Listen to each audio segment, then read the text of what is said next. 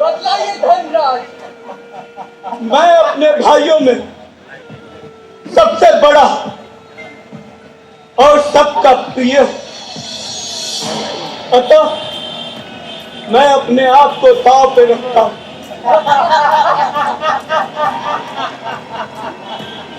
यदि मैं हार गया तो पराजित दास की भांति सारे कार्य करूं।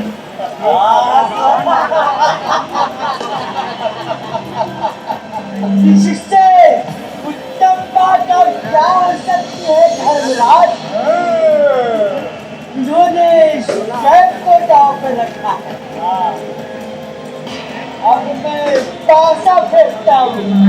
मामा श्री, हाँ जी, हमें छह क्या हो सकता है? छह मामा श्री, मामा श्री,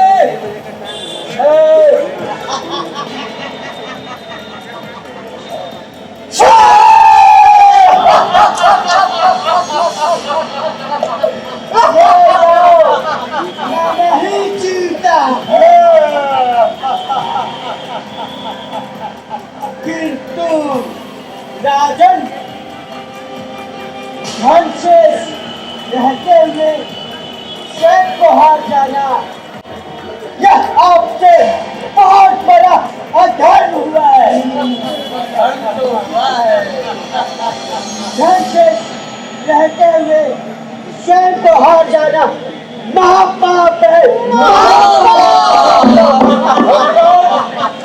अपने आप को पहले हार चुके हैं, अब इनके बाद हारने के लिए कुछ भी नहीं है ना? है आपकी प्रियतमा द्रौपदी। अतः पांचाल राजकुमारी यज्ञसेनी कृष्णा को गांव के रखिए और अपने को जीत लीजिए। हाँ महाराज, किस सोच में पड़ गए धनराज?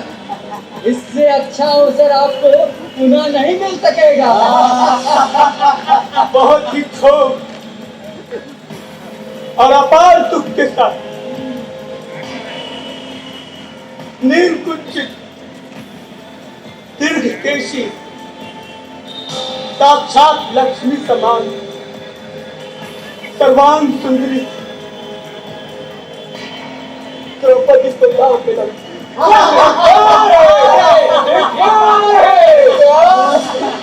भारत वंश की जीत हो गई है। आदरणीय सभासदों,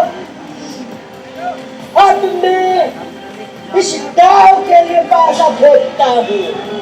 मामा श्री, हाँ जी, हमें नो क्या रह सकता है? नो मामा श्री। मामा श्री नो।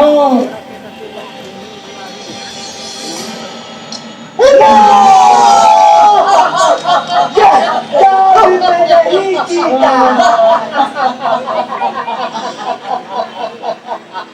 विदुर, तुम जाओ और इन पांडवों की प्रिय पत्नी द्रौपदी को यहाँ लाओ। वो पापचारिणी शीघ्र यहाँ आए और हमारे महल में झाड़ू लगाए। और ध्यान रहे, कि हमारे महल में दासियों के बीच ही रहना होगा। तेरे जैसे नीच के मुख से ऐसा दुर्वचन निकल सकता है। द्रौपदी कभी दासी नहीं हो सकती, क्योंकि युधिष्ठिर पहले स्वयं को हार चुके हैं। अतः इसके बाद दांव पर लगाकर हार जाने का अधिकार उन्हें है ही नहीं। विदुर को धिक्कार है। धिक्कार है, ये कभी हमारे पक्ष में नहीं रहे। सही कहा मित्र। दुशासन, स्वयं जाओ और उस पापचारिणी को यहाँ खींच कर लाओ। वो पापचारिणी यहाँ चल रहा है। इस समय हमारे ये शत्रु, ये पांडव हमारे वश में, ये हमारा क्या बिगाड़ लेंगे?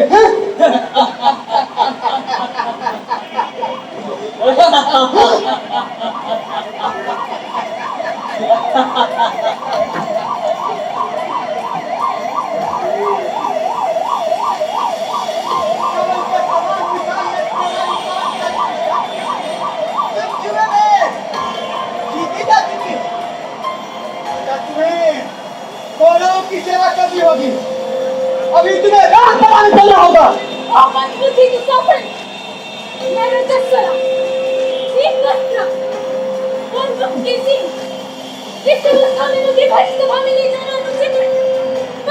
तुम अथवा नंगी ही क्यों न हो, हमने तुम्हें जुए जीता है। अतः तुम हमारी दासी हो, दासी। और हमारी इच्छा के अनुकूल तुम्हें दासियों में ही रहना होगा। मैं पिता विद्वान और गुरुजनों के सामने इस अवस्था में नहीं खड़ी हो सकती। तुम्हें चलना होगा।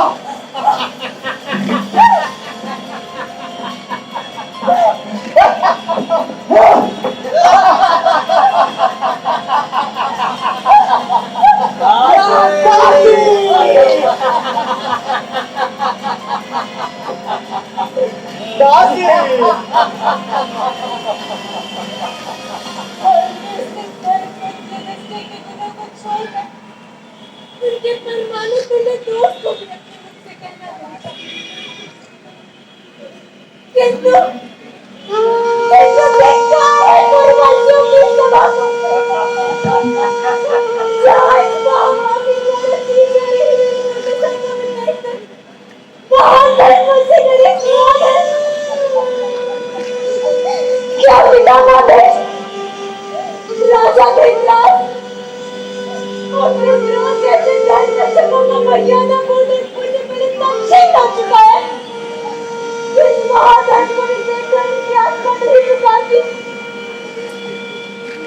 क्या वे छात्र धरती से गिर चुके हैं अथवा उनमें इतनी शक्ति शेष नहीं कि इस दुनिया में एक कोपरी की तबीयत मुंह पा सके।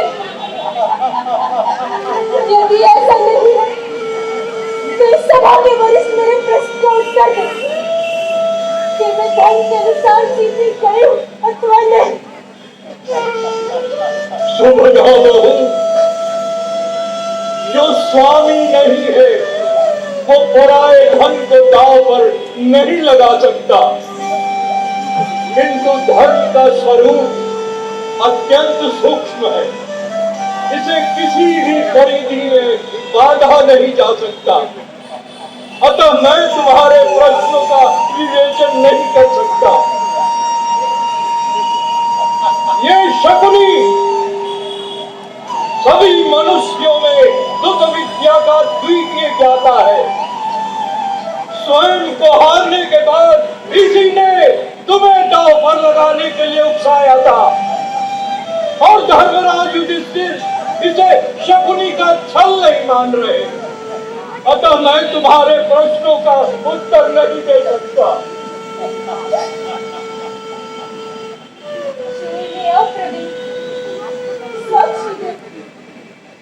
पांडव शिरोमणि युधिष्ठिर को अपनी दुरात्मा ने जुए में प्रवेश करके मुझे छल से दांव पर रखवाया। यहाँ बैठे सभी महापुरुष पुत्र और पुत्रवधुओं के स्वामी वे बताएं कि सभी पापों द्वारा मुझे जीता हुआ मानव धर्म संगत है। कौरवों एवं अन्य भूपालों, आप लोग द्रौपदी को प्रश्नों का उत्तर या जवाब दे या मत दे, लेकिन मैं जो न्याय संगत है ये कहता हूँ। मैं द्रौपदी को जुए में हारा हुआ नहीं मानता। जैसे रोग शरीर नहीं बल्कि शरीर को नष्ट करता है, ऐसा ये विकार है जो कौरवों की जीत पे नकार रहा। जहाँ सभी सभासद, ज्येष्ठ विद्वान पितामह भीष्म, गुरुआचार्य द्रोण द्रौपदी द्वारा बार बार पूछे जाने पर भी मौन है, क्योंकि वे मानते हैं कि द्रौपदी धर्म पूर्वक जीत गई। लगता है यहाँ सबसे बड़ी धर्मात्मा तुम ही हो जो द्रौपदी को जीती हुई नहीं मानते। तो सच अंगराज ये विकंठ को विमुड़ तुम पांडवों के साथ साथ द्रौपदी के भी वस्त्र तो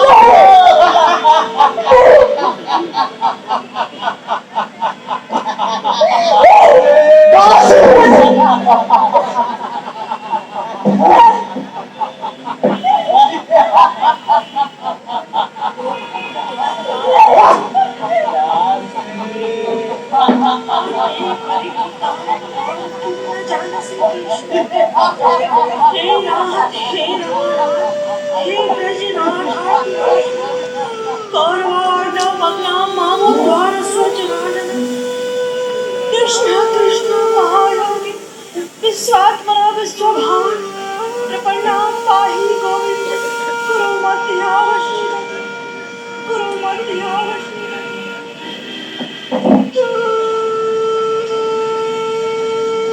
इस सभा में उपस्थित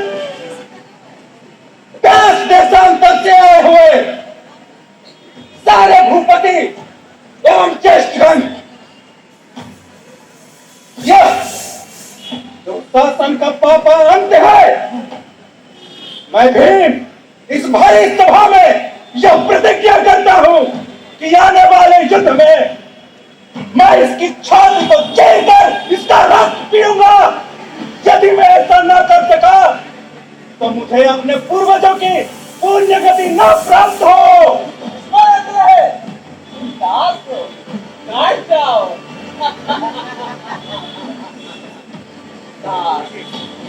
द्रुपद कुमारी, राजा युधिष्ठिर तुम्हें हार चुके हैं। अब तुम्हारी नियति इसी में है कि तुम मेरे मित्र दुर्योधन की सेवा करो। हारे हुए पांडव अब तुम्हारे पति नहीं, इसलिए दास स्त्रियों की तरह ये किसी पुरुष के इच्छा के अधीन नहीं हो। अतः कौरवों में से ही तो अपना पति चुनो। दुशासन, इस दासी द्रौपदी को अपने घर ले जाओ।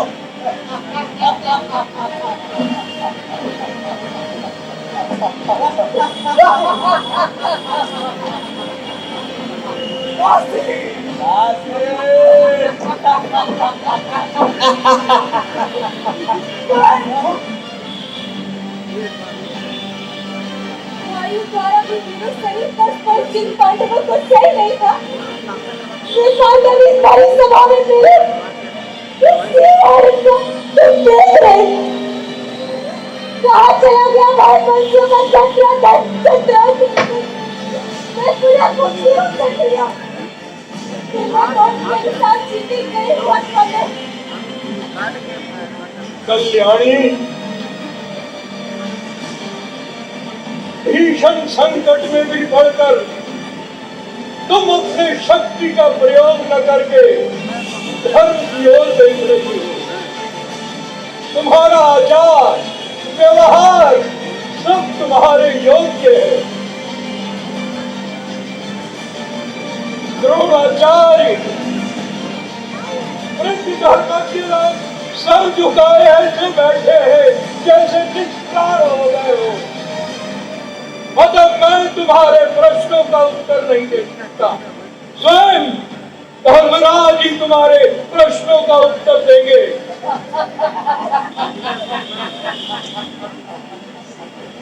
पितामह ने बिल्कुल ठीक कहा। कहिए धर्मराज, धर्मराज युधिष्ठिर, आप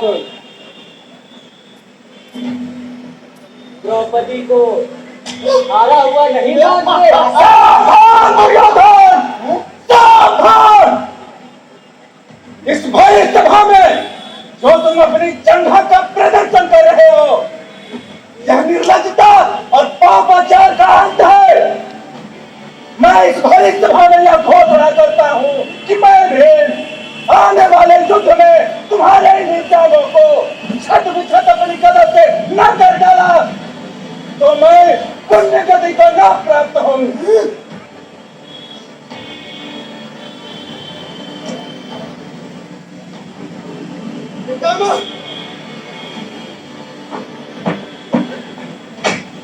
अत्याचारी निश्चित ही मन बुद्धि हुआ करते, यह आज मैं नहीं जानती। उन्हें सामने काल को भी देखकर उसके परिणाम को विवेचन करने नहीं आ रहा।